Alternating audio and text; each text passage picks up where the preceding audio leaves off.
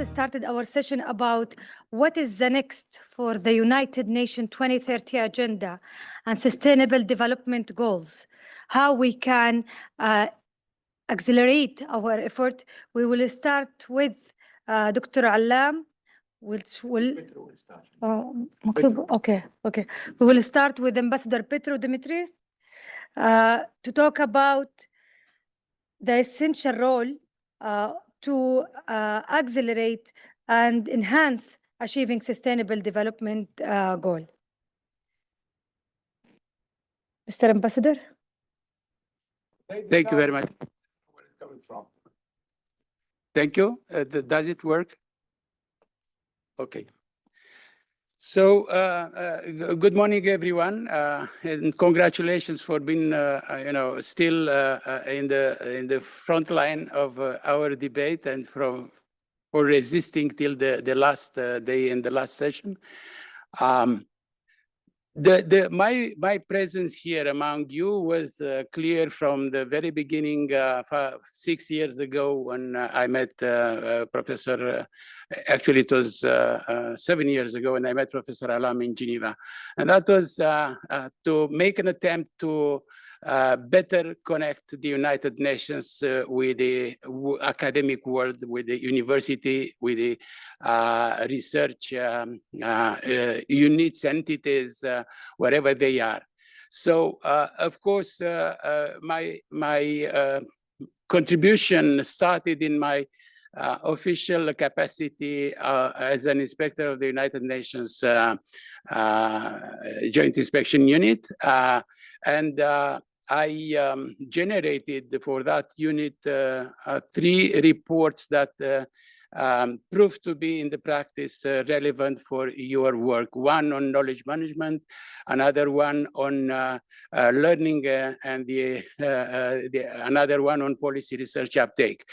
The debates this week convinced me in particular of the importance of research. And while somebody, I think 2 days ago said that for the university, research is a condition for survival, and I think also Professor Beverly Anderson said how important it is to do research. Is vital for the university, but it's not less vital, although it's not the only condition for the United Nations to be relevant. Why? Because the United Nations, as you know, the main product of the United Nations is knowledge.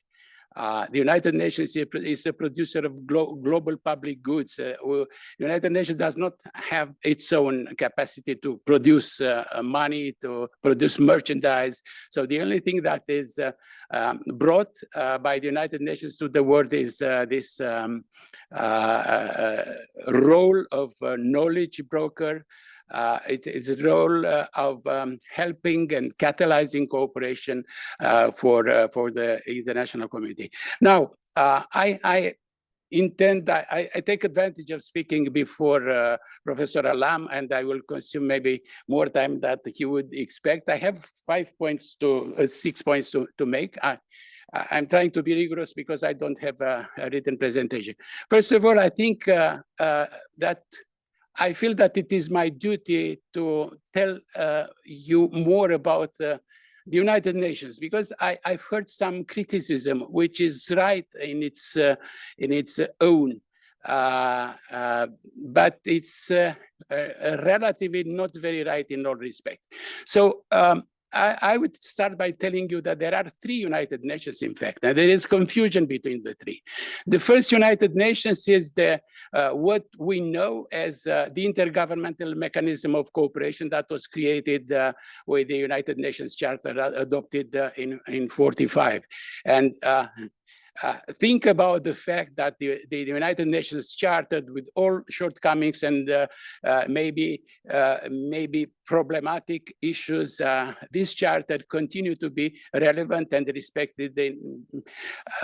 Okay, not 100%, but it is something that is accepted and respected by 193 states. It's a long history. It's almost 80 years of history. So I think that there is something in the United Nations Charter that was very well seen and lasting, and there was a vision which is still valid today. Although we all know that the charter was invented during the time of the war, the conceptual work was done by the victors in the Second World War, but the process of thinking started in 41, 42, and in 45, we just arrived at the end of the road. So it is easy now to say, okay, United Nations not good, let's reform the United Nations. It's not that easy. And the United Nations, there is this, I see that in the courses I teach online to students from all occupations, but also diplomats. They only see, when it's say United Nations, they see first of all the Security Council. The Security Council did that, the Security Council did not do that, the Security Council did not do anything in terms of the war in Ukraine. Why is it that the permanent members have the veto power, etc.? So it's, first of all, it's a member state. The United Nations is not something that exists in its own without the will and resources made available by the states. The United Nations does not have an army to intervene in Sudan, to intervene in Sierra Leone, to intervene in Ukraine, because the members did not accept to give that liberty to the United Nations. But United Nations keep this impartiality, this objectivity, and this equal distance from all the other issues, political issues. I'm comparing. It's very topical. We have this Olympics game. The Olympics game were invented by the ancient Greeks, just to create an atmosphere of dialogue between worlds. And now the politics intervene so far that there is no Olympics without a sort of political interference. So why should we sacrifice the young athletes, young people whose whole career were meant, to produce performance and to meet other young people across the world? I don't want to enter in detail. I wanted to say that in the United Nations, as long as you are not excluded by the rest of the member states, you are an active member, you should engage in dialogue, you should engage in solving the problems of mankind. The second United Nations is the Secretariat. It's not the same. The public servants that are working in this building, they follow different rules. They have their rules as public servants. They have their careers. And I think Professor El Sadiq said, and probably rightly so, that the UN people, they follow their own interests. You remember he said that yesterday, and that is, I can confirm that. I had many occasions where I presented things related to the United Nations. I had the book which I launched in a university, and I saw people coming to me. I said, okay, what a good book I wrote about United. And actually all the questions are related on how to get into United Nations, to be employed by the United Nations. So unfortunately, even the young people, we put so much hope in the young people, they see the United Nations as a job provider, not necessarily as, a champion of a different vision, a champion of peace, a champion. And you need to be special. You need to be able to believe in that in order to be an effective member of the United Nations. Of course, we cannot generalize. This is why I thought that the statement yesterday was a little bit of exaggeration. There are people in the field. There are people that are, not everyone is sitting here in this building in the pleasant Geneva. There are people in the field. There are people that are killed. There are people that, whose houses are bombed. There are people who sacrifice their families. They will sacrifice, they cut the links to their country. So we cannot generalize. So this was the second United Nations. And the third is the United Nations, it's you people. So the partnership of the member states with the civil society started a long time ago, started since the inception of the Charter in the area of human rights. So the civil society in many forms can participate in the work of ECOSOC, the Economic and Social Council. So they can produce ideas, they can produce papers, they can intervene into discussion. They don't have a voting power, but they are can be active members. And the big one of the big virtues of this Agenda 2030, which is indeed, as Professor Anders said, an aspirational one. We knew that from the beginning. We did not imagine, we were not so utopian to believe that, you know, once we decided we'll reach that point, we'll reach that point. No, there are aspirational, but at least we have a sort of programmatic way. We have an agenda. It is not chaotic. The action of the United Nations in terms of development are no longer chaotic. MDG was a step forward, but the 2030 Agenda is a complete programmatic document valid for the humankind, because it was embraced by the first United Nations, by the second United, by the third United Nations.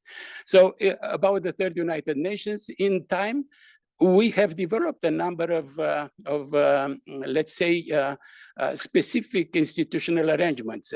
Apart from the human rights area, if you go to any of the meetings of the Human Rights Council, you will see that the number of NGOs is triple the number of member states. The problem is what kind of arrangements we have to make to listen to them. So there are various ways of doing that.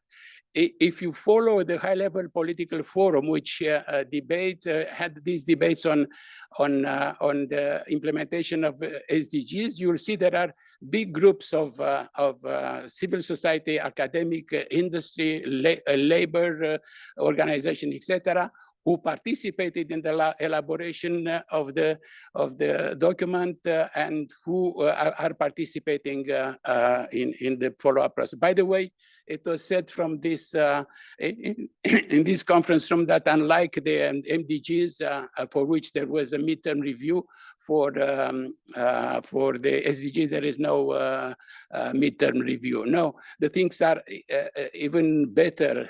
Every year there is a meeting of the high-level political forum. Every 4 years, that is at the level of heads of states and governments. For the rest, they are at the level of the line ministries, and they debate and they discuss goals and they examine the voluntary national review. So there is more than midterm periodic reviews. So when my third point in some order, it's about the idea of reforming. So it's not so difficult to say, let us reform. I think almost all politicians in this world, they start by promising, elect me because I will make reform in that or in that area. The most recent example is President Macron of France. I will have more than 5 minutes, so please, I acquired that privilege from the chair. So they promise, and they promise reform. The same goes for the Secretary Generals. I've been working with the United Nations for the last 25 years of my diplomatic career. There was no Secretary General since Boutros Ghali, not to say that he will implement a reform.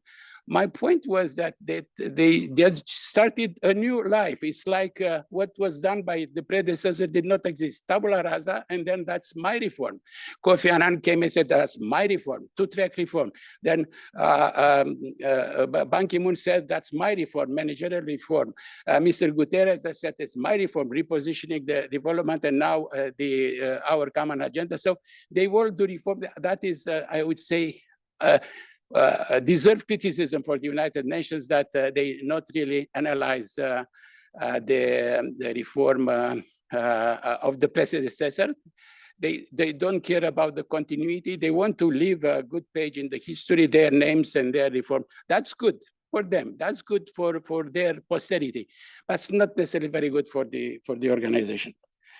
So as you are interested in SDGs, but probably it is useful to tell you again about this voluntary national reviews, because every year, and last week, it was the 12th session of the high-level political forum. It's an occasion where there is an examination, a thorough examination of the implementation of a number of goals, not all at the same time. For instance, this year there were 5 goals. This year, 36 countries presented their national voluntary reviews. So there is a systematic procedure to follow the implementation. And the problem, and you'll find if you go on that site, unfortunately, I cannot show you too many documents, but there's a report of the Secretary General on the implementation of the Agenda 2030, and you will have a good amount of data, maybe not exhaustive, but a good amount of data on the progress. Where is progress, where is stagnation, where is problematic, where they are lacking the data, because in many respects, data showing anything good or wrong does not exist. So such a progress is there. I wanted to show you some figures. I would have preferred to show them on the screen, because the figures are somehow very telling, but you have to see them, not to hear them. But it is, I would say, very important for you to know the following. There is a budget, the regular budget of the United Nations, 100%. The top 4 contributors, 4 countries, they contribute 51% of the budget. 4 countries, 51%, okay? Then there are, and these countries have an assessment rate of, the mandatory part of their contributions to the assessed contribution, as we call them, to the budget of the United Nations, to the regular budget. These 4 top contributors, their contribution are from 6% to 22%. The 22% belongs to the United States. It's very much the United States still complaining about that. But we have to know that there were times in history when the United States contributed 32 to 35% of the regular budget. It's a problem of history. It is a problem of the initial membership. There was a geopolitical change in the structure of the membership of the United Nations, in the sense that we started with 51 founding members of the organizations, and we finished with, we have now 193. It's an universal organization. So other 8 countries, I think there are 8 countries that have contributions to the assessed contribution of more than 2%. And these 8 countries together, they make 23% of the budget. So you have a total of, I will pronounce the figures slowly just for you to understand. So it's almost 75% of the UN budget is paid by 12 countries, okay?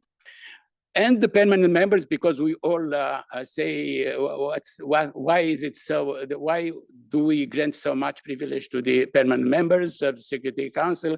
They pay together 48% of the total budget.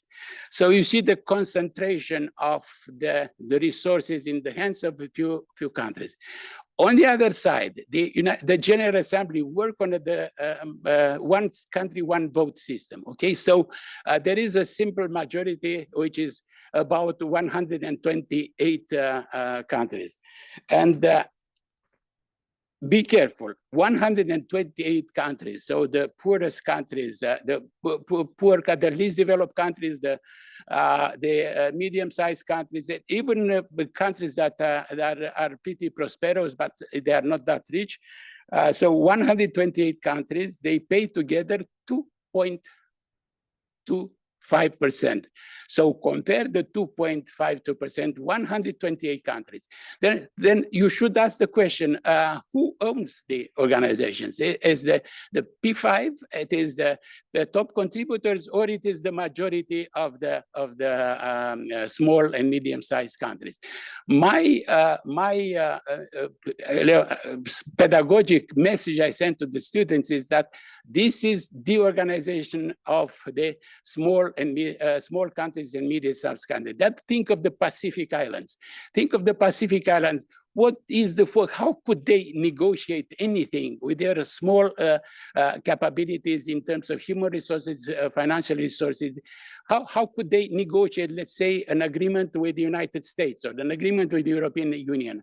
The United Nations is the place where they can be seen, where their wishes can be heard, and some of their aspirations may be really realized. The United Nations is the convener, is the place where you can have a group of least developed countries claiming, some privileges for you, and that this 2% was the result of the pressure of least developing countries to pay less than 0.01%. So there are countries that are paying 0.001% of, and that is the equivalent of currently $27,000.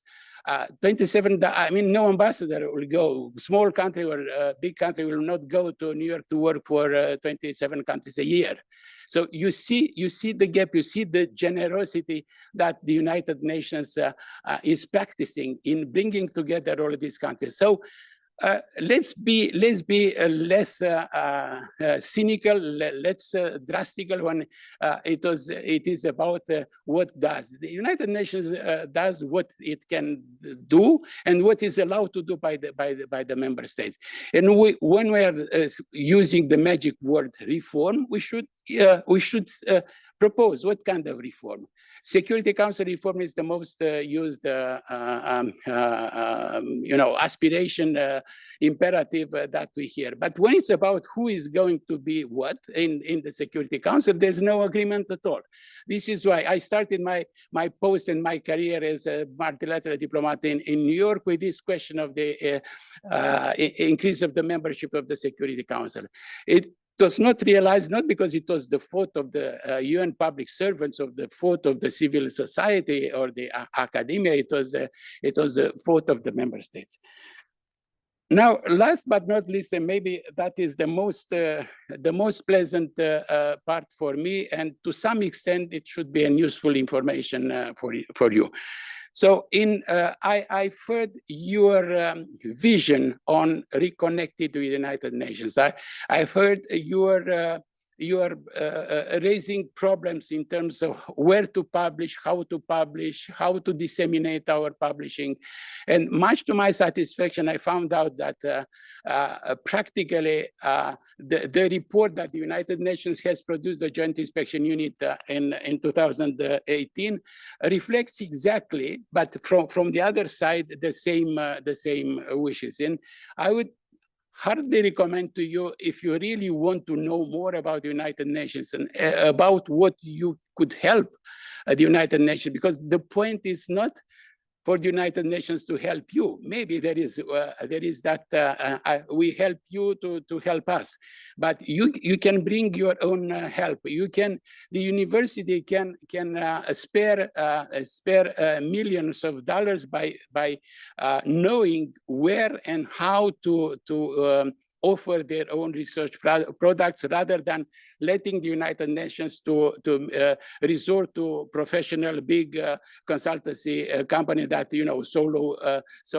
swallow millions of dollars producing reports that might be very similar from one country to another, from one problem to another. So indeed, if there is something to criticize, and my illusions about the United Nations dissipated in a way, I thought that the United Nations is the center of expertise. United Nations worked in the 50s with Nobel Prize winners of economics. I think there were 7 Nobel Prize winners for economics who work somehow. So I thought, everything that is and I'm talking about people who work in the United Nations. We had heads of department who were Nobel Prize winners.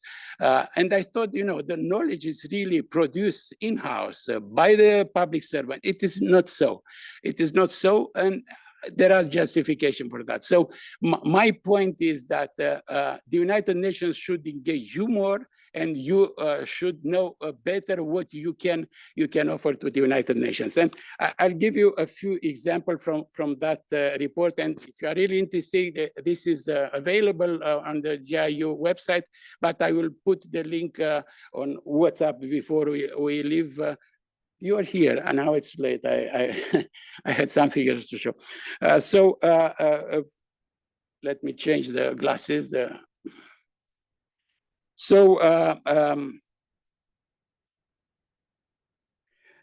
We found out that there is an important number of long-term partnership with academic and research institutions, but not in all the cases of various institutions. For instance, the Department of Economic and Social Affairs worked with a lot of researchers from the university. The WHO, which we all have something to criticize about WHO, in particular after the COVID, had the highest number of partnership with academic and research institution. Given its leading role in the production of guidelines and recommendations for clinical practice or public health policies. I mentioned that specific example because I've heard eminent doctors doing excellent studies. It is a pity that those studies cannot be valorized at the higher level. Other agencies with operational footprints, I need the presence in the field, like UNICEF and FAO, they also produce a lot of research internally. So what I'm trying to say is that there is a lot of room for you to fill in the gaps. But again, we should have a sort of better dialogue and better connection with the United Nations. You raised the problem of where to publish and what prestigious places, editing houses to publish your research. It's good to know. It's good to know that almost every organization in the United Nations system has what is called the flagship publication. So it's a 1 year. They publish more than this flagship, but this flagship publication is something that represents the essence of their work, their in-depth contribution to the analysis of some data. So you'll find in this report also a list of flagship publication, and I think you could offer at any time your research to such publications. Of course, you should know that if this United Nations doesn't mean that they don't have academic standards for quality control. It is not the case. So probably the most important editor in the United Nations is the Department of the Economic and Social Affairs in the Secretariat, and they have a publication committee or an editorial board. And it is the case also for UNCTAD, for UNAIDS, for ESQA, the Economic Social Committee for Western Asia. It's ESCAP for another Economic Commission for Asia and Pacific, for the Economic Commission for Regional Commission for Latin America, Regional Commission for Europe. So they have the ILO. There is ILO, the International Labour Organization. They also have. So my point is that you should be careful about the quality of your research products because it's not like the United Nations is publishing automatically anything that is positive and well intended. I won't take you too long, but I think I still have some important thing to say. it is really one of the special section in this report. It's about the cooperation, the contribution of the global South researcher. It's obviously the fault of the United Nations. That the report found out that there is a strong deficit in finding researchers from the third. So I will just read out one paragraph. This finding is also supported by the data produced, accessed, and used by university and research center in the North, disproportionately produced by research center in the North. This is a question of bad orientation from the United Nations editors or those who are project managers, but it's also a passive attitude from the Global South. So you should not accept that one consultant from New York City knows better the realities of Sudan than the Sudanese themselves. I took an example because I see Sudanese friends around, but that is valid. Myself, I was once in a team of so-called consultants. I was a diplomat living from New York to Romania for a project on environment. And they put into the team French consultants. That French consultant was paid. I was not paid. I was a member of the Romanian delegation. And that consultant was completely out of any knowledge about the country, about the issue, about this. Just he was designated by France to be part of the. I don't want again to generalize. There are consultants that specialize in United Nations business. They know very well what is going on, but there is a lot of place for you. Finally, I don't know if it is finally. So one of the recommendations, these reports, I spoke about this in front of this audience. These reports are not just research. They end with some recommendations that normally are followed in a good percentage by the respective organization. One of the paragraph was the inspector invites research managers throughout the United Nations system to seek the views of academia and to engage in strategic dialogue with the external research and the research institution with a view to collaboratively analyzing challenges of a systemic nature. Why do I mention that? Because that is an official document. That is, in that form is the Joint Inspection Unit, but these documents are endorsed by the General Assembly. So the same contents is having the authority, so you can go with the report, and if you find resistance, you have a good idea, you have a good project, and for some reasons it is not accepted, you should tell that. And another recommendation, and with that I will finish, and that is something that is good for West to follow, because West is growing of age. I see the commitment and the interest by its members. So the last one of the important recommendations made in this report was that the Secretary General of the United Nations, in consultations with executive heads of the United Nations system organizations, should encourage long-term partnership with academic communities at the global, regional, and national levels, and establish basic guidelines for such partnership. Here there is a very significant link between this recommendation and the profile of your organizations. So first of all, you satisfy that imperative of bringing the South perspective in the debate. That is one thing. Secondly, it's already a sort of collective effort. It's not, the individual efforts of an institute in Pakistan, an institute in Malaysia, an institute in India. It's a collective effort. So this is why personally, I like very much the initiative of SDGs universities, because that is a way for you to really try to work together. So you should do better than anyone because you understand each other. I didn't see any major doctrinal differences between your approaches. I saw that the experience in the field is similar in many countries. So you have this argument you can produce, but you should work together, because otherwise there there is a multitude, there is a crowd of organizations outside the United Nations in what I called the third United Nations, which aspire to the same condition. I'm sorry I took so long. Of course, I like to talk about the United Nations. I could do it for a longer time if my voice would allow.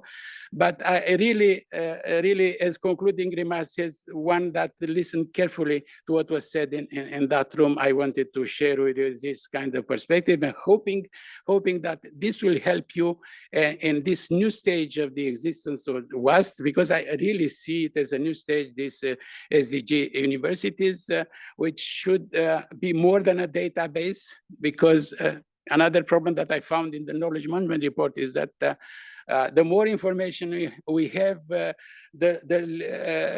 less we exceed this information. So we need guidance, we need to systematize the information, etc. So it's not enough to have yet another very complex and nice big data.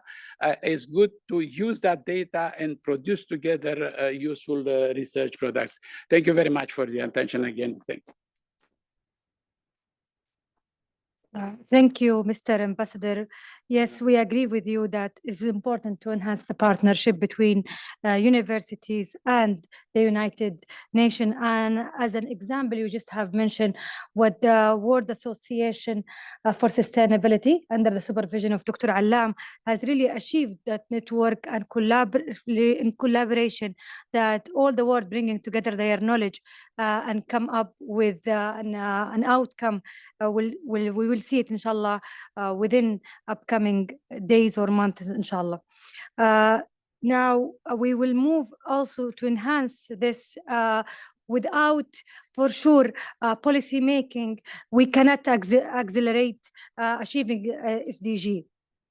And if you allow me to take the quote from His Excellency Faisal Al-Brahim, he just mentioned in the High Political Forum, accelerating the pace of the progress requires a policy making that is ambitious and bold, but also clear and collaborative and solution oriented.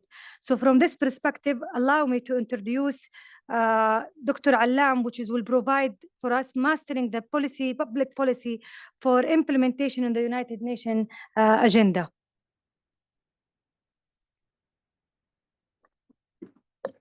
Thank you very much, Moderator.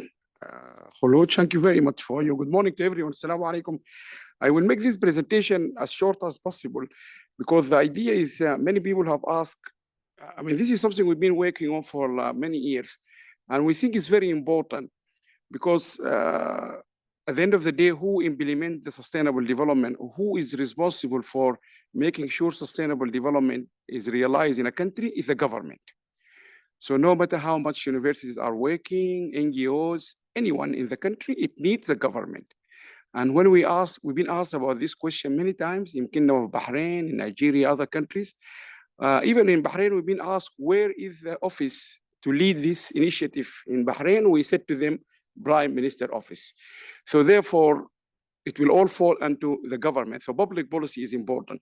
So quickly, I will talk about not really the great detail of public policy because there is no time, but the concepts are important. And also I will look at the original concept of sustainable development and its relationship with public policy and what are the challenges current countries are facing, particularly post-COVID-19. Then we'll go. As Dr. Petru said, we collaborated, not me, but the WSD, academia, Beverly, one of them, I can remember her, she is from the team from the US. We have been involved with the United Nations Joint Inspection Unit on this very major report. It's called Strengthening the Policy Research Uptake in Service of the United Nations Agenda 2030 for Sustainable Development. And I think that was, according to the report, one of the first time really academia have been involved in contributing and giving evidence to a UN report, which was encouraging all academia that research has to be in the far front of public. So accordingly, we realized there isn't much available at universities or in the public domain about how people can master public policy to achieve sustainable development. We launched this comprehensive 5 days workshop last year. This is actually September, but we started in August 2023, where we tried to cover all this subject with 7 or 8 case studies from the United Nations Joint Inspection Unit report. Dr. Petru authored 6 or 7 of this report. So we talk about everything, and then we have a case study from the UN. I don't know what is the next time, but this is meant to be for governments, for public policy officials, for students, for others. Now, public policy is becoming a very important subject. There is department responsible for public policy. And I mentioned yesterday, Jawaharlal Nehru University, they have a center for public policy.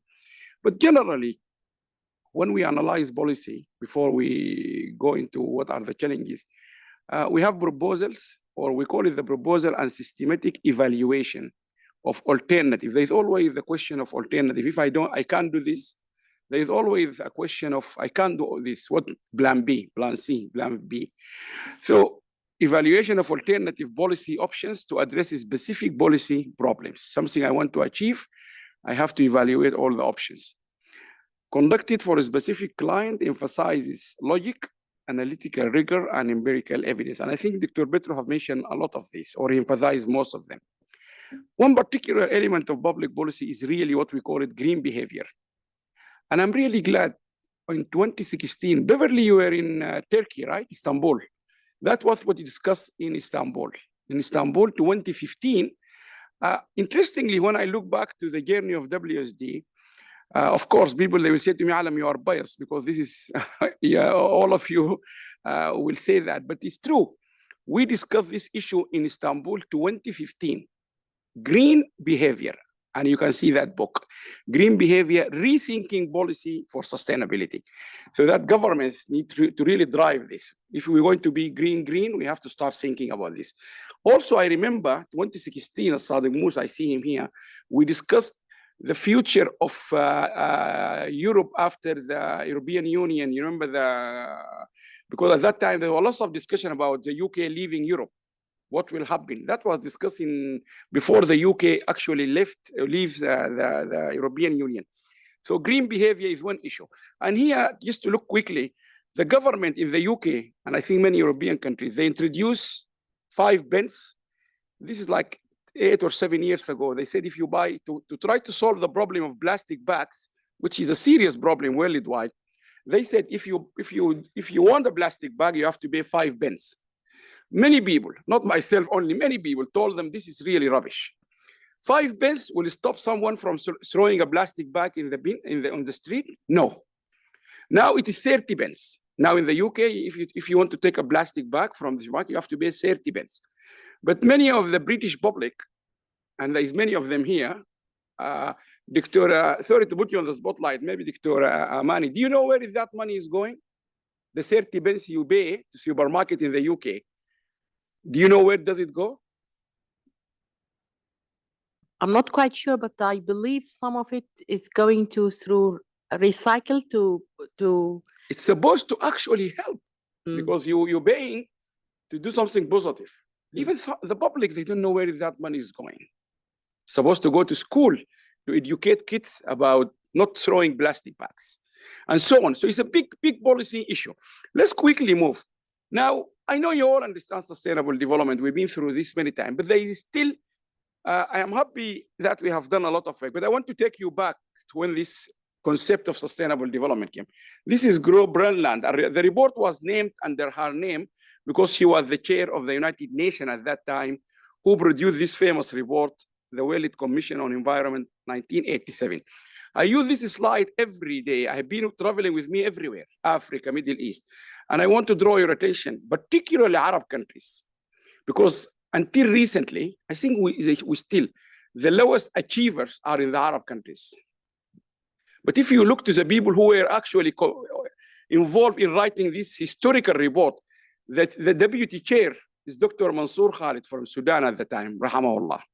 Saudi Arabia was involved in hosting some of the round tables of the engineering. Oman supported financially this report. Algeria.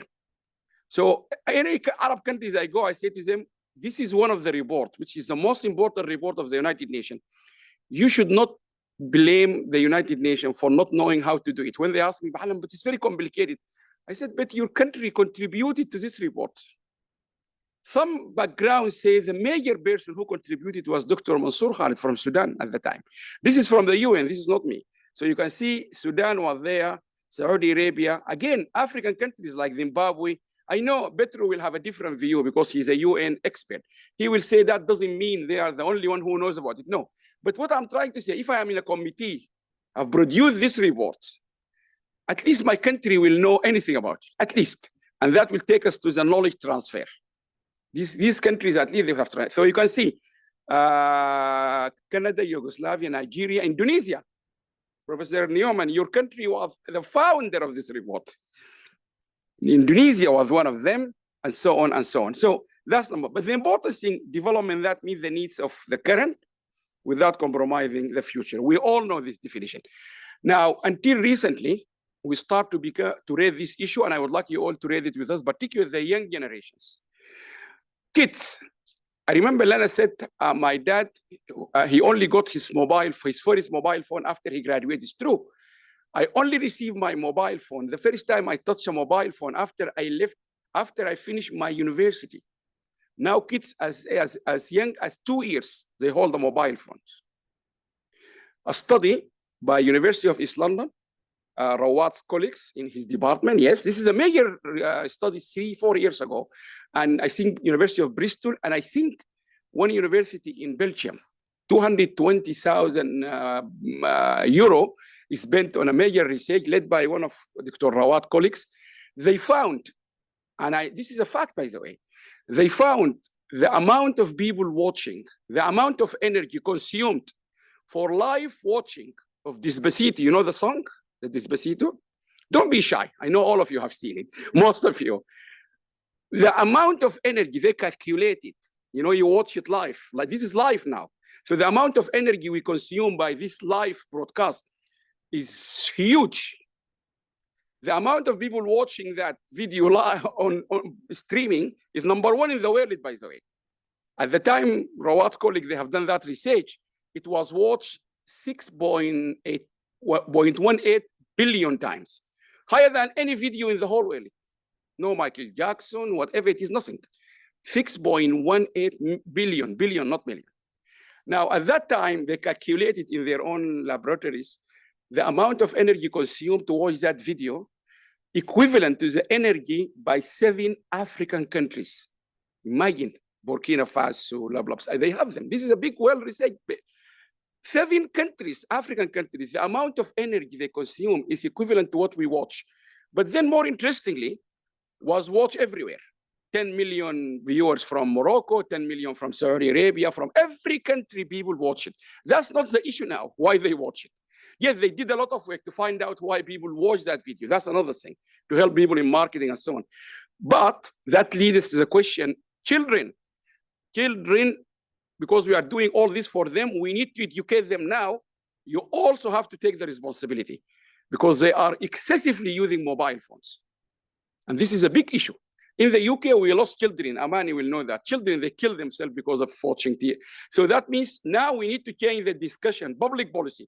Yes, we want to reserve the future for kids, but we need to educate kids. They are also responsible to make sure the future is brighter for them. Second thing, many confusion is being mentioned. It's not foreign aid. Many countries suffer from sustainability issues. Australia, those who went to Australia with us, Sadiq, did you go to Australia? I can't remember. You did. We went to Australia, the great country. They told us from day one, you have to make your shower 5 minutes. Yes, true, in Brisbane. Why? They said because there's a shortage of water. Australia. In the UK, when Gordon Brown, our prime minister, there was flooding, affected an area called Gloucestershire. 2 days, they don't have electricity. He had to fly by helicopter to see them. So these issues are not really developed or developing, affecting everyone. Let's go quickly. Heterogeneity, yes. Sudan is not Saudi Arabia. Saudi Arabia is not Qatar. Qatar is not America, and so on. Uniqueness, neither one of us, this is an agreed now, can do it alone. You can't. And the good example is COVID-19. If Abu Dhabi was one of the cities closed its border completely, but would they be able to solve it eventually? Yes, they did very well. Saudi Arabia was very well. Some countries are well prepared, like the UK, America, and so on. Some countries, they were not. We need to work together, otherwise it will not happen. Quickly with the time, we've been through many reports. When I was doing my PhD at that time, we were talking about Brundtland's report, we were talking about Millennium Development Goals, and then we were talking about the World Bank imperatives, and then Kofi Annan came with the WEHAP. This going on and on and on. Now, the important question is, can you mandate sustainable development in a country? The answer is no, you can't. It is the responsibility of the government. If the government say, you have to do this and this, it will not happen. And one good example is what Dr. Petru just mentioned about the voluntary reporting. Even the UN cannot enforce countries to submit these reports about sustainability. So that means it needs, the role of the education is critical. Universities, they can play a critical role to make the citizen of the country really, really do this. And to make their case with the political leaders. Who can make case with the political leader is or are the academics. Jeffrey Sachs, when he went and gave his famous talk, when he was the advisor of the Millennium Development Goals, he said to America, to the United States, a leading country in science and technology, he said, my advice to the White House, at that time it was George W. Bush, is to ensure they subscribe to the journal Scientist, or New Scientist, I can't remember. So he emphasized, George W. Bush, I mean the whole country, the government, needs to implement or to read and to. So you have a great opportunity, but you, academia, listening to me everywhere, you need to transform. Quickly, this is anyone from science and technology, I don't think they will come through this slide, but this is a basic slide in those like me who teach business and management, is the first slide we teach in the first course on management. Students, we tell them, you're here to study management? Yes. You need to understand what is an organization, what is the JIU here, what is this building, what is Qatar Mission, this is an organization, University of Sussex is an organization, British Airways, we're going to drive. These are all organizations. Any organization is 4 pillars. I will go quickly. Look to the last one. This came in the 80s to change the textbook, accumulation of knowledge and learning. No organization can survive without these 4 pillars. One of them is accumulation of knowledge and learning. What we did in these 4 days, accumulation of knowledge and learning. We keep saying the UN, everyone, government, prime minister, they say universities are the house which produce knowledge. We are the producer of this knowledge. So universities need to remind themselves, without the knowledge they produce in the classroom, there will be no organization, whatever it is. British Airways cannot survive. The hospital where I get treated across the river from where I live, across the parliament, where the prime minister goes if he needs, like, what's his name? When you enter, going to the blood center to get your blood tested, before that, anyone can see it. It's called St. Thomas Hospital. The department before the blood center is called Information and Knowledge Department. That's why they are leading. It's one of the leading hospitals in the UK. Any place you need knowledge management, this is critical. We need to take it further. Now, believe it, this talk was 1999. This is 25 years, very famous talk. It's called the UNESCO talk. We have an expert from UNESCO here. He said, my worries, he said in that talk, we will end up in 2 civilizations in the future. One producing knowledge, and then they benefit from using it, and one passively receiving knowledge. And therefore, they cannot change it to the way they want it. If you are sitting passively in your country, waiting for new knowledge to come to you from whatever country, then you will be deprived from modifying it. But if you produce it, you can change it. And he's right. I have the privilege of working with Chinese students in the last 2 or 3 years through a comprehensive program. I taught them for many years. I know their culture, they're very polite in classroom. They're not vocal. I call them not vocal like our European students, but they're very smart. I learn a lot why this China is leading the world. They're so clever. They have techniques. If you go to the TikTok, anything in your mind, you want a solution for it, you will find a small video about how to do it. I'm always saying this to people. And a professor who is the director of the National Research Center of Italy told us in Sussex, because he's a Sussex graduate, Italian. He said, if you go to MIT in America, it's like Chinatown in London, full of Chinese students. This is not me, this is him. They study. I'm just using this one as an example. Look to the revolution now in Saudi Arabia, in this country, which are transforming themselves. Knowledge, knowledge, knowledge. So anyway, we have to go quickly. Data. most of the time we have published data. Petru referred to it. We have data from World Bank, many reports, hundreds, World Development Indicators, blah, blah, UNESCO reports from 1999, statistical yearbook, 25 years of data. NCR, blah, blah, blah. But the problem, the UN itself, Petru mentioned it earlier, data is not complete. This is the problem. But Dr. Petru mentioned it. I didn't know he was going to mention. He mentioned it just before me. So the data, even the IMF, International Monetary Fund, World Bank, United Nations itself, in many reports, they refer to exactly what Dr. Petru said. And if you have no data, Dr. Rawad will tell you, you are just simply another person with an opinion. This is the problem. This revolution in AI need data. And if the data already acknowledged by the big people who produce it. So my advice in public policy, the government should really do the following. Make sure they can actually find the missing data about their own country and fill the gap for their own benefits so that their academics can do better job. And this is really, really, really urgent thing for public policy. This is from the UN, it's not me. Read what the UN themselves said. The UN said, this is a critical target for the United Nations Sustainable Development Goals. Target number 4.7. This is a UN, exact wording by word from the United Nations. Education for sustainable development and global citizenship. So that Allam, if he is in Geneva, he will not throw a plastic bag. He's in New York, he will not throw a plastic bag. He's in Pakistan, he will not. You need to educate them about sustainable development. But the UN said, the UN currently not aware of data for this indicator. So how are we going to measure it? We're not going to say the UN, they don't know what they're doing. No, we need to help them. Petru said something, his analysis or anatomy of the 3 layers is perfect. We have a role to play as individuals, as universities, as countries. We cannot just blame a UN. We blame them for what? They have at least identified a very important target, education for sustainable development. But they said, as far as we know, our scientists, our educators, we don't know what is, how do we measure it? We have to help them.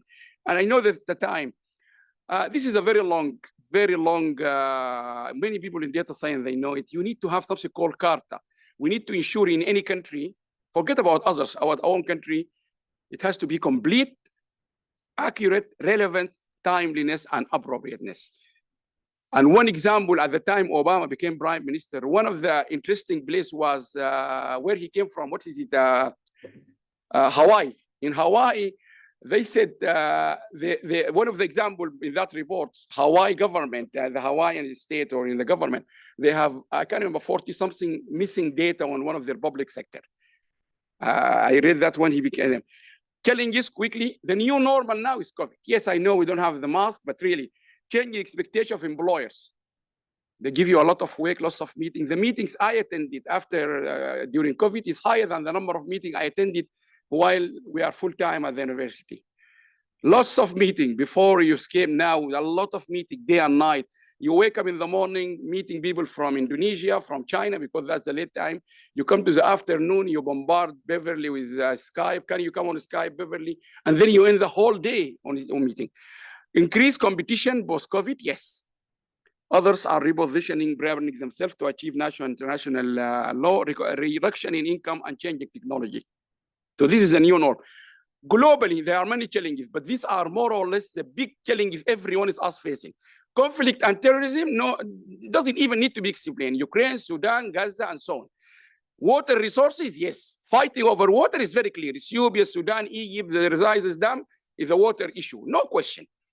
Energy and supply, you know that. Health and development, COVID is enough to explain. Ecosystem is enough. The Secretary General Cortez last year in the Colombia statement said, to tell your friends, simply the planet is broken. Simply, he said, humans are waging war on environment. There's no more than this to tell you about the problem. Minerals, climate change, food, minerals. Just look to the crisis in no one, many people, academics told me, Allam, I never saw 40% or 38% of the wheat production in this planet come from this small country called Ukraine. In the history, I don't know if there's anyone from Egypt here. Egyptians, who are one of the big producers of wheat, they have received wheat exported from Ukraine. Ukraine supply wheat sometimes to Egypt, big producer of wheat. People didn't even know that information. This country produces a lot of wheat. and so on. Anyway, quickly, this is very famous Harvard guy. He said countries are all different. We will never going to be the same. Our backwardness will have an implication on our forwardness.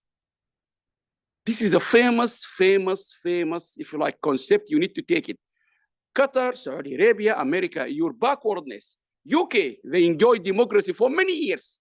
So their forwardness to benefit from democratic system is much quicker than countries which they have never seen democracy before. People, they already have knowledge system in their hospitals. Of course, they were not going to be like countries which they don't even have a structure and so on. And the famous work from the World Bank is very famous. Africans and Korea, GDP was the same. That's where the knowledge management came from. The gap mostly attributed to knowledge. And when I ask my students, and I'm sure in this room, many people will not know that answer. Number one in the world, in many reports by the World Bank and the United Nations, net exporter of ICT products is Korea. When I ask in the classroom in London, most of them, UK, America, Japan, is Korea number one. Net exporter of ICT. Can you see country? But you need to read. And I like this from the Egyptian Academy of Science. This is the way countries should do as a public policy. I really like it. I learned this from the president of the Academy of Egyptian Academy in Al-Qasim when we were speaking at Al-Qasim University in Dammam. So you can see how this learning happened. I learned this in Al-Qasim in Saudi Arabia from the president of the Egyptian Science and Technology Academy. What he said in Egypt we did, and I think this should be the example for every country. He said we put the global challenges and we try to match them with the Egyptian challenges.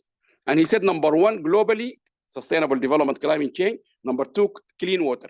We found with academics the same in Egypt. But number three, which is population and resources, one of the third challenges worldwide, in Egypt, it's not the number three, it's number 8. So each country as a public policy, they should look at themselves compared to the global challenges. You don't necessarily be in the same line than others.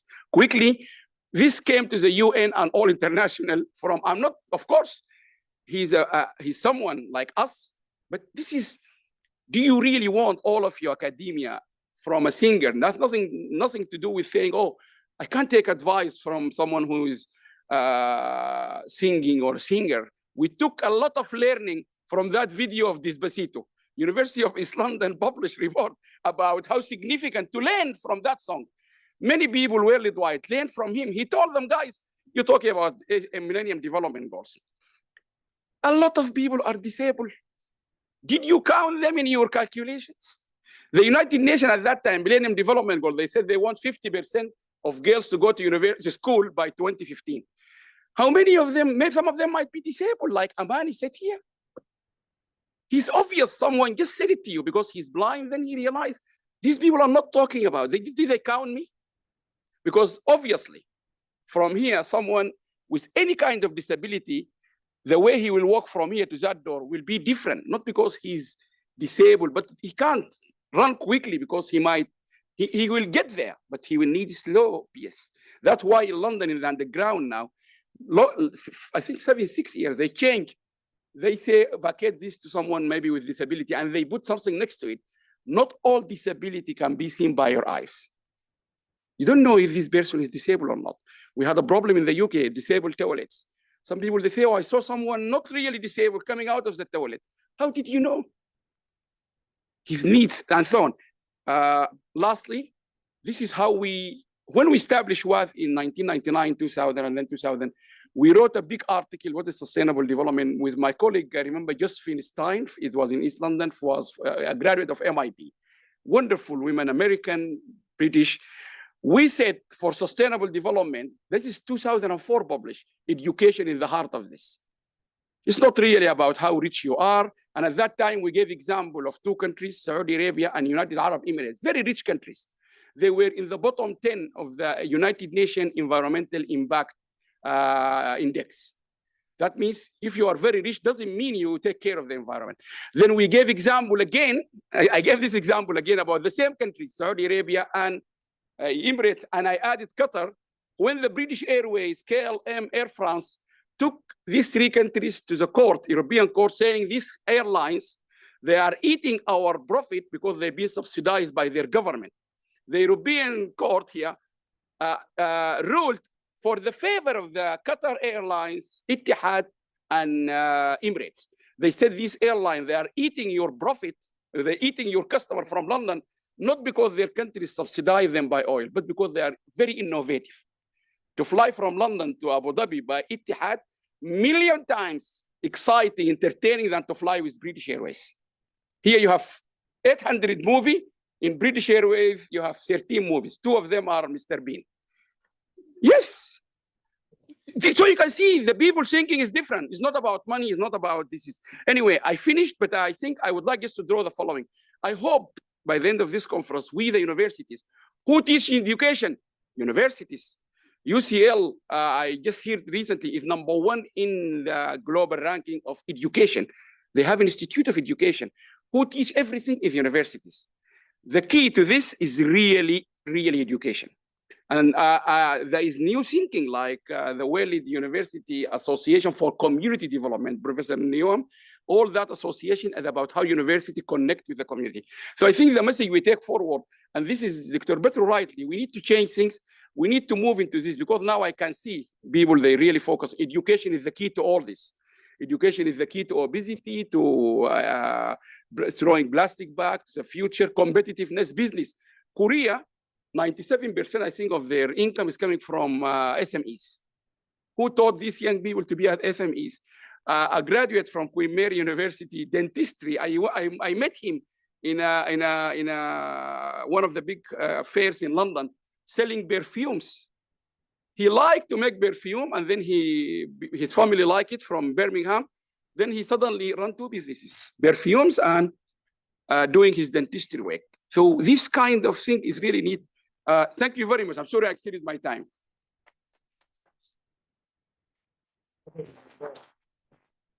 Thank you, Dr. Allam, for this insightful information. And as you have mentioned, education is a must to lead the change. Investing in human capital in our nation is a must to accelerate achieving sustainable development and SDG and also national goal. To conclude, my colleague Nahid will talk. Yes. Yes, she will ask question about if you have any question for our speaker, we can start now. We'll start from the right side, and then we will move into the middle, then the left side, just to organize the question. All right.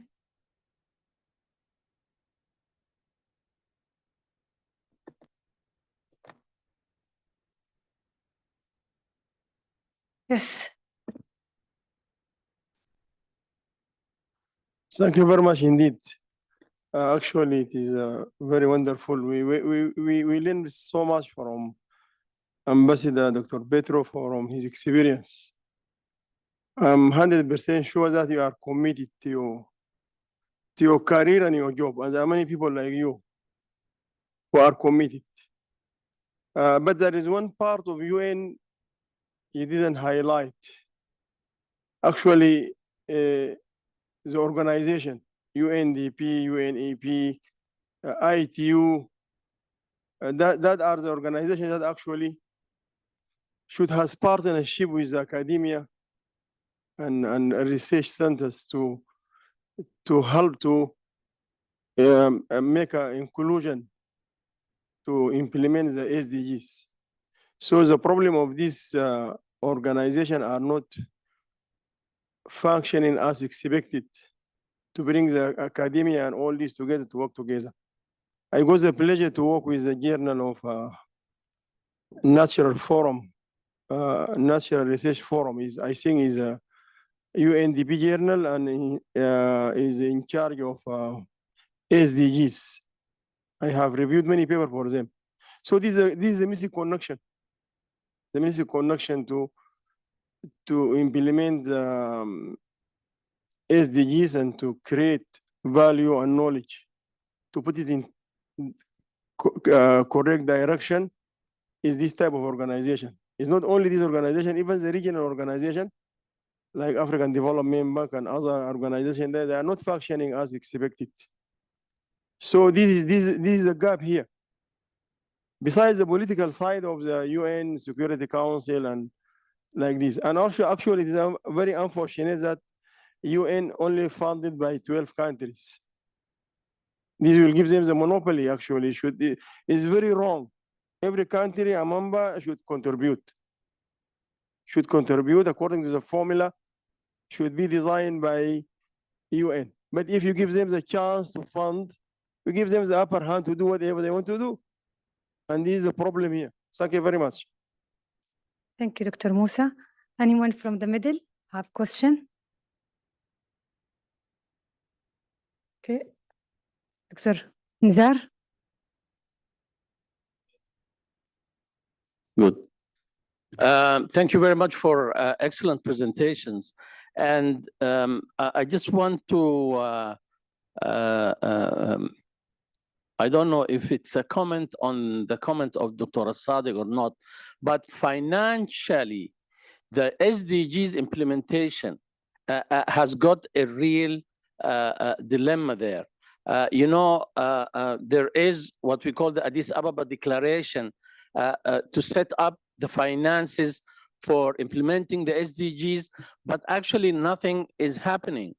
Now, you have to understand that the UN agencies are not funding agencies. That used to be 10, 15 years ago when things were much easier and better economically. But right now, and I'm talking from the perspective of a person that works from within the UN, none of the countries that just Dr. Sadiq said that they need to pay their contributions are even willing to pay for their own national development. So, and you cannot force them within the UN charter to actually, you have to pay or leave the UN. That does not happen. It's voluntary that they pay or not.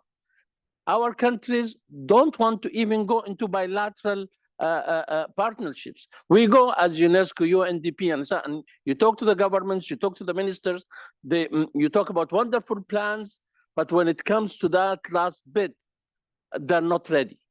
And that needs to be understood. And if we need to change our countries, they have to understand that they have to find innovative ways of financing. And maybe that is why I liked the presentation yesterday of the gentleman from Pakistan when he talked about entrepreneurship. And I saw that it was sustainability and how they were financing excellent programs for their use. Thank you. Thank you. Doctor? For these insightful presentations. I had two questions today. One relates to two of what our colleagues just echoed right now. In your presentation, Ambassador, you mentioned that 128 countries pay less than 2.5% of the UN's budget. And I believe this is due to economic endowments and fragility and conflict in these countries and debt stress in these countries, as Dr. Nazar and Prof. Sadiq has mentioned. Do you believe these small contributions influence the ongoing reforms, such as in the Security Council and the decision-making mechanism in the UN? Is it turning into like the World Bank, where contributions are basically the decision-making of the organization? And just to keep it short, my second question to Prof. Allam is that you mentioned several times in your presentation today that it is the responsibility of the government to advance economic development, to advance education, to advance all these programs. But yesterday we could clearly see that from the presentations of the Dr. Nazar and the brother from India, that we could adopt a bottom-up approach in advancing these projects, such as in the smart city used in India and the engineering projects by Dr. Nazar. So what do you think on this? Is there a balance or does it have to be bottom-up, top-down? And I see a contradiction there. So if you could clarify this, this would be very good. Thank you.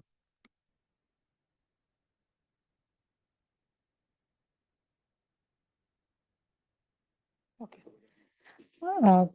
Mr. Ambassador and Dr. Allam, to respond.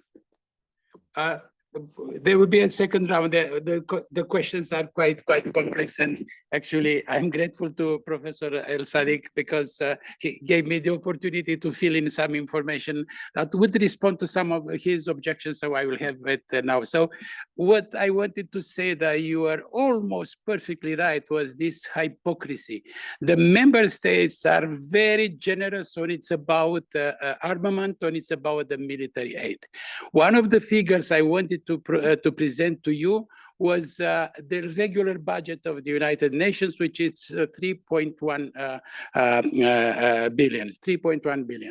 Only the firework station in Tokyo is 10. It has a budget of 10 billions. So look at the agenda of the United Nations, look at the agenda of General Assembly, at the multitude of problems it has to deal, and compare the figures. And then again, 3.1 or 3.2, it doesn't matter. And then we have in 1 year since the start of, so till the end of the last year, the military contributions, so it's weapons, it's not about food or clothes of the United States to Ukraine was 45 billions. They stopped at that moment because we know the problem with the Congress. In the meantime, the European Union would, thanks to, European Union is a very generous donor of official assistance for development, but still it's much easier for them to find tens of billions to spend on armament instead of spending on development. That's an anomaly, and that is indeed contrary to the spirit in which the United Nations was created. I remember that in the 70s, there were very serious scientific studies showing how productive would be that you would draw some money from military purposes and use it, or even using military technology for development purposes. So from that perspective, you are perfectly right. You are also right in terms of when I say United Nations system, and we should all understand it's not just the United Nations Secretariat, the Gutierrez, Kofi Annan, etc., etc. That is one single unit from the what we call the United Nations system. It is a family that includes all programs and funds and specialized agencies, UNDP, UNICEF, UNFPA, the International Atomic Energy, World Meteorological Organization, etc. GIU work with 28 such organizations. And there is indeed a problem of coordination. And again, who are to be blamed? It's the member states, because it's the same member states that are paying the contributions to the United Nations regular budget, who are in the executive board of these organizations, who are financing independently in an autonomous manner the work of specialized agencies. About getting the United Nations closer to the needs of the country, I found out in a private discussion with colleagues around that very few of you are aware that in most of the developing countries, there is a big UN family. So if you have a project, if you have an idea, you go to the UNDP representative in that particular country. You go to the UNICEF representative, depending on the nature. Now with the SDGs, there is a sort of UN ambassador who would give a sort of political, comprehensive leadership at the national level. So maybe the distance from Addis Ababa to New York or to Geneva is too high, but the distance to the, and there is this excellent capability of the UN family. They are very close to the government. So you can really help the United Nations family. And I can tell you very, very sincerely, any UN family, any UN agency, any UN representative in the field will be very happy to receive idea from you, from the local people, from the local intellectual, from the local organization, rather than inventing something in a brainstorming session or waiting for instructions from the capital. The question of the gentleman with the impact of the small assessed contributions to the reform. So, first of all, these very small these very small contributions are not necessarily the result of the economic disparities. There is a methodology.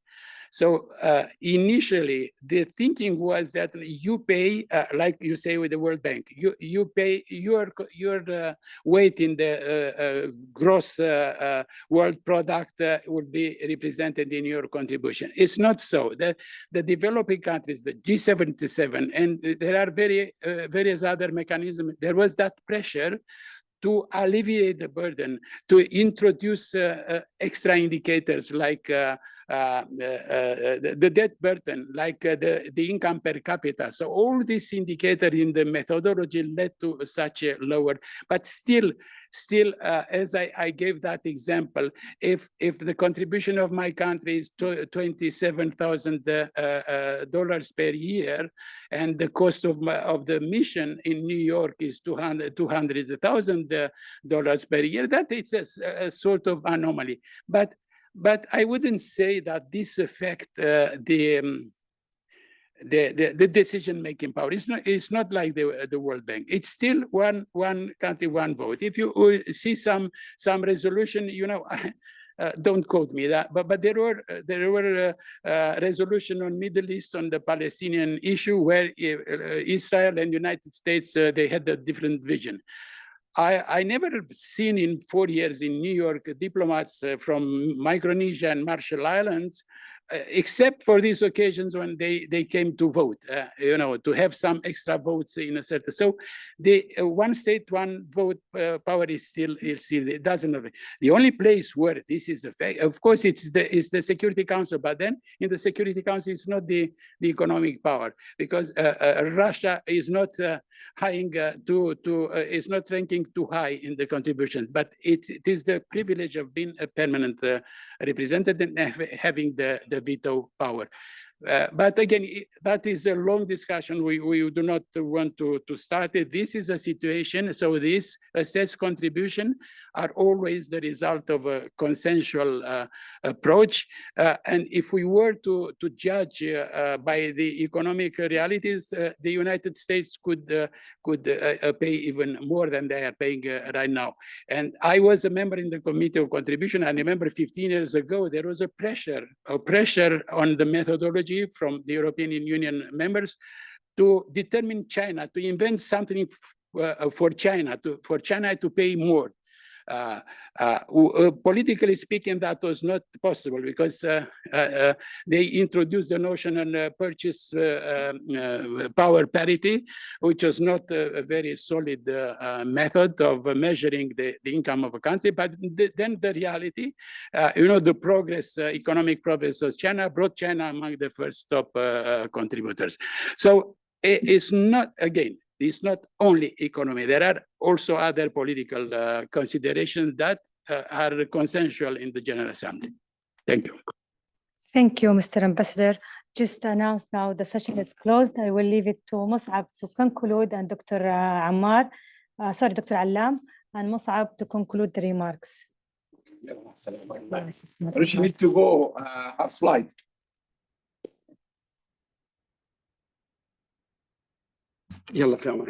Okay, one quickly, so because I know many people are traveling. Let me remember the question.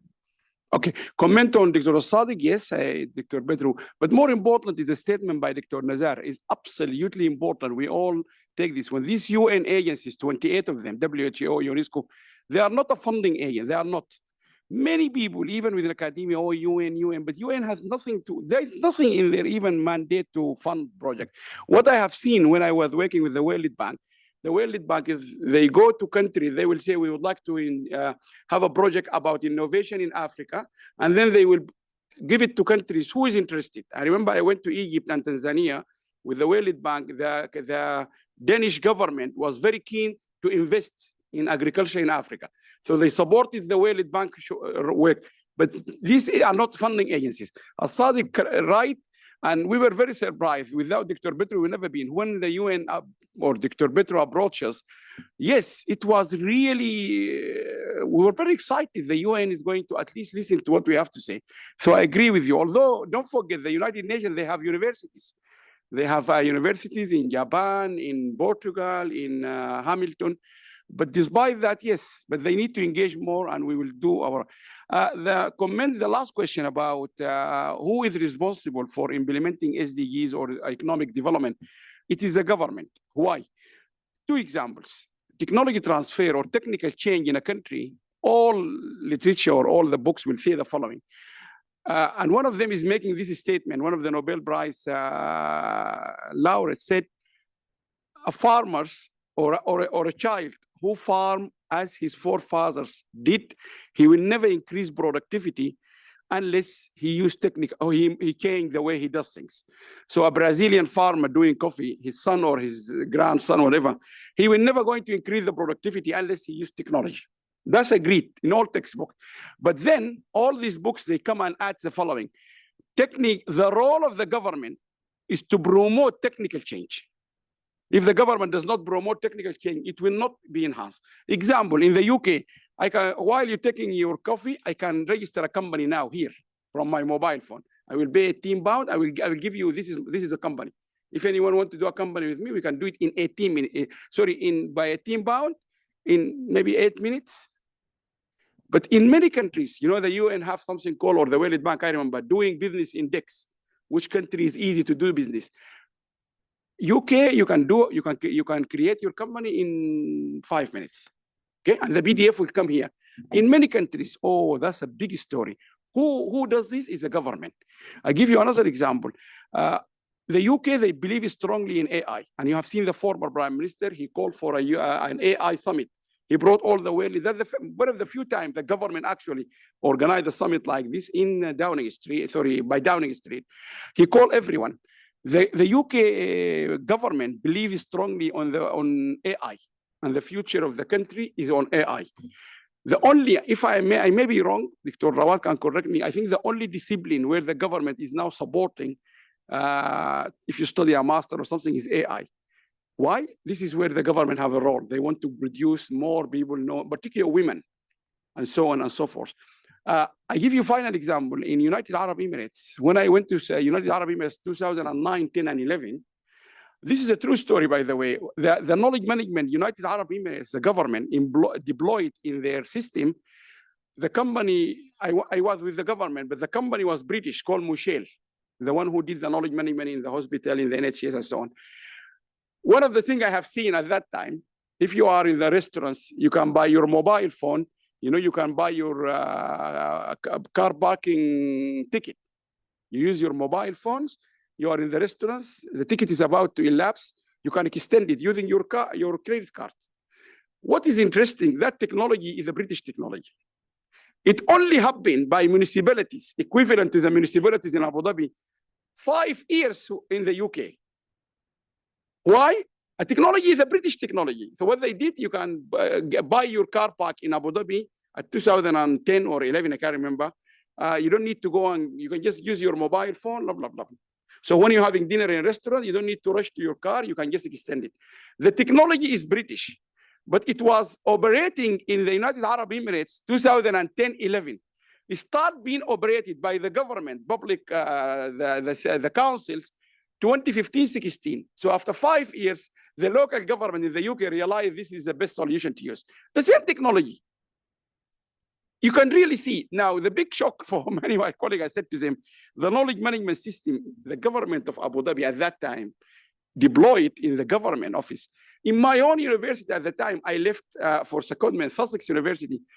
It was implemented in my own university. I am the one who traveled to do it. It happened in my university like 5 or 6 years. After I came back, there was a rollout of a knowledge management system at the university, which is not about, this is all about government. If the government, if they lead on X, they will make X happening. But if there is no, the example given yesterday by India and other, yes, I agree with them. But if the Indian government is not making the environment for this to happen, it will not happen. And that's what Korea did. Korea is enabling SMEs to grow. But if this is where the government, it's a government, definitely is a government. That's my argument here. And there's so many things. In the UK now, if you are a startup, you don't have money, there is a bank by the government can give you a loan up to 20,000 with the lowest interest rate. Who does that? It's a government. Without the government, no bank will give you that. Sorry about this. Yeah. Professor, I need to give it so I can go because I need to go to the. Yeah. You need to. Yeah. Sorry. Sorry, we're a bit tight for time, which I'm sure you can understand, Professor. Concluding remarks, I will run quickly. I know all of you are eager to get to lunch through everything over the last 4 days, and then I'll pass to Nihad, who will summarize this session very briefly. Firstly, I'd like to thank all of you for your participation and your presence in this conference, both physically and online. It's been great. It's been a great insight into the many differing fields and departments. Day one, session one, opening remarks. We had Her Excellency Tatiana Valovoya, the Director General of the United Nations, as well as Professor Allam, former Ambassador Petru Dumitriu, who is someone I incredibly admire, Lena Allam, and the Permanent Ambassador to the United Nations from Qatar. Day one, session two, we had the SDGs University Initiative, a live demonstration by Madame Snow, as well as the SDGs Expert Directory. An excellent program, I must say. Professor Allam and I are in the same university. However, if it wasn't for the SDGs University Initiative, I would never have found him, and I wouldn't be here today. And we also had AI versus a human touch regarding the VNRs, the Voluntary National Reviews. These were the biggest challenges facing us in our path to implementation of 2030. Biggest issues such as growing debt, national debt, growing inflation, the informal economy as well was particularly interesting. Day one, session three was about reconnecting universities. The themes of integration, collaboration, and expansion were persistent, as well as a multi-helix system. The growing interconnectivity of universities is imperative to the success of the SDGs, and this will only be achieved if we go through programs like the University Initiative. Day two, session four, online and traditional education as a path towards new models and frameworks. I know Professor Frutos Perez mentioned that if we were to expand education as is necessary to fulfill the 2030-17 Sustainable Development Goals, we need to mix and create a hybrid of online learning and traditional forms of learning. We had Dr. Rawad Hamad, who mentioned and spoke briefly about AI as a beneficial tool or mechanism to advance a framework, as well as AI data collection.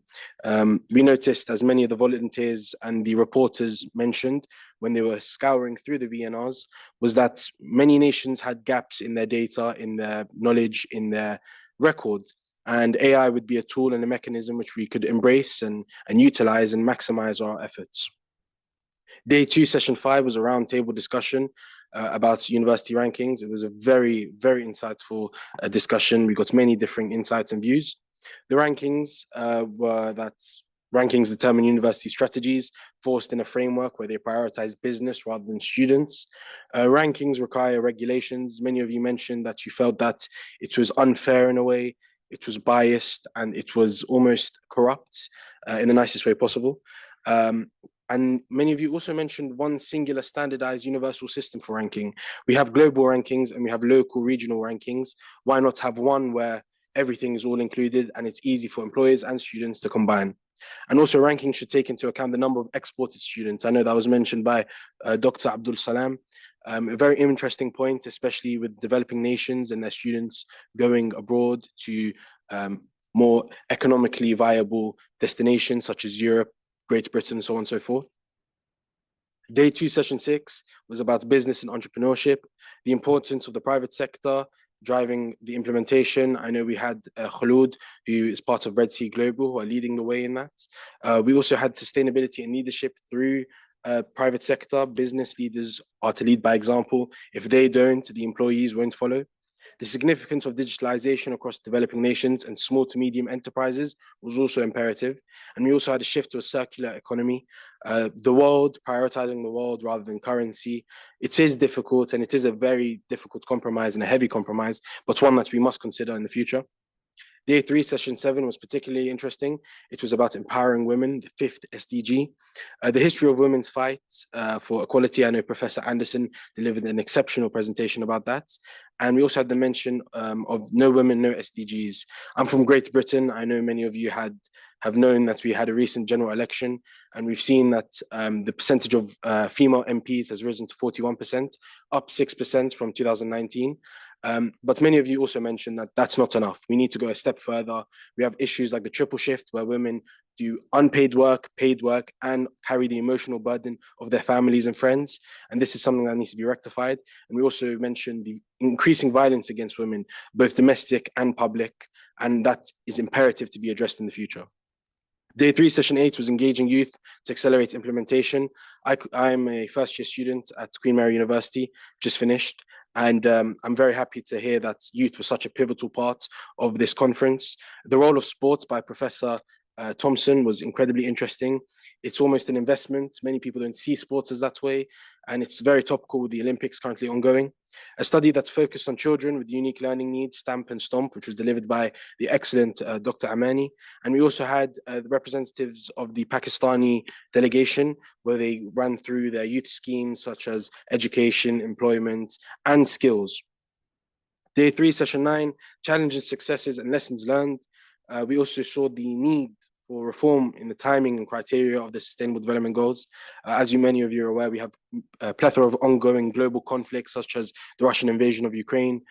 This has driven prices and the global world market to a point of very difficult return to the norm.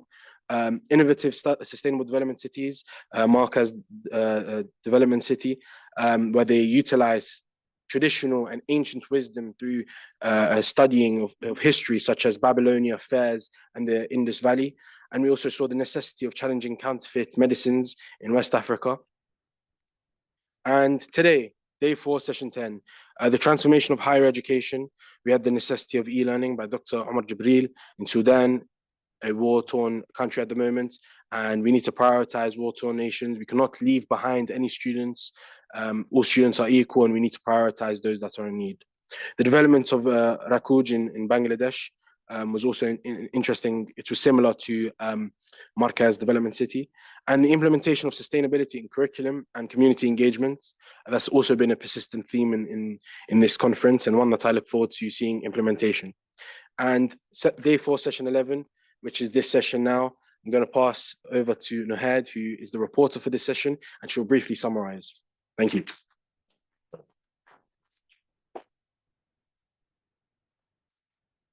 Assalamu alaikum. Good afternoon, ladies and gentlemen, for listening. And I would like to thank you all for that. And also to those who are watching us online, is equally appreciated.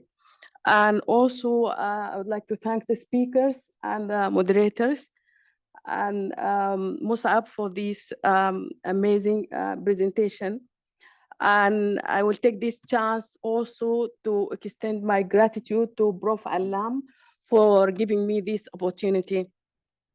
So I'm here to summarize these 2 presentations for today. The first presentation about the Petru, Mr. Petru, is he just remind himself about how he create this idea about the filling the gap between and make the connection between university and United Nations.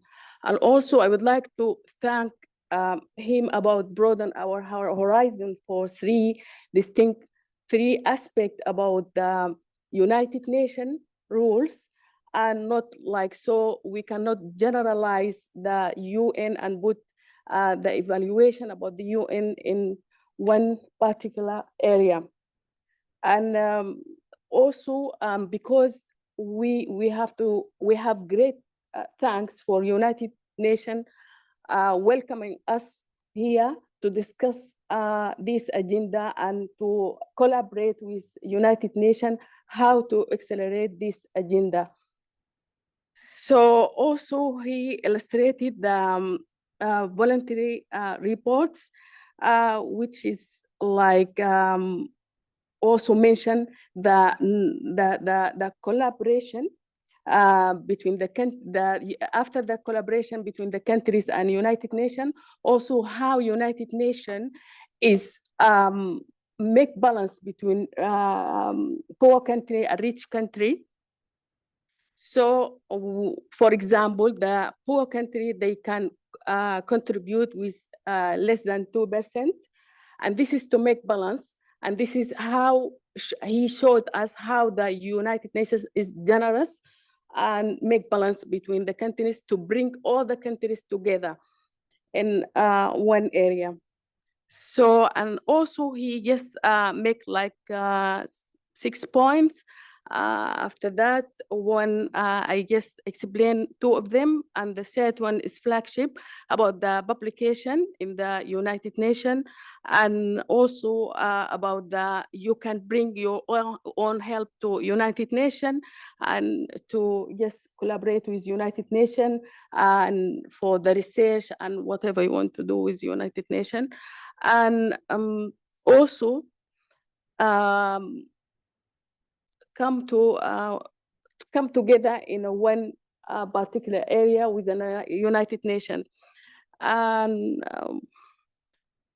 also, I think this is all about the presentation 1. And the second presentation also, Prof. Allam illustrated that how the important the government, because the government is a decision maker, unless we involve them in each thing, we can move and make any improvement in any aspect. So it is very important to involve them in this SD. Also, he mentioned that the collaboration with UN, how is paramount important to do this to achieve the sustainable development. Accumulation of the knowledge, learning, and data analysis also essential for addressing global challenges. Public policy also, he illustrated that always is shown, it should be there is alternative option or plan B.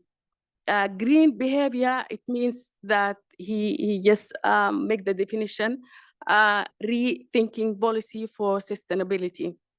Also, he illustrates how we can educate our children to have safe environment, so we can live in a healthy life as a present, and also think about the bright future for themselves. Organization, different of concept of this there is 3 pillars of organization. We cannot be comprehensive. We cannot be this organization implement that. We cannot implement organization unless have these 3 pillars. And these 3 pillars is like including resource, people, knowledge, and economic. So, and also he didn't forget to include the disabilities, because as we can see in any train in the UK, not any disability can be seen. So we have to be care and evaluate this in our journey in this life. Also, he talked about the education and how the education, and like he put this as outcome for the conference. The education is paramount importance and the heart of the sustainable development. And the hope is that the insight from this conference, the education can be lead this concept. Thank you.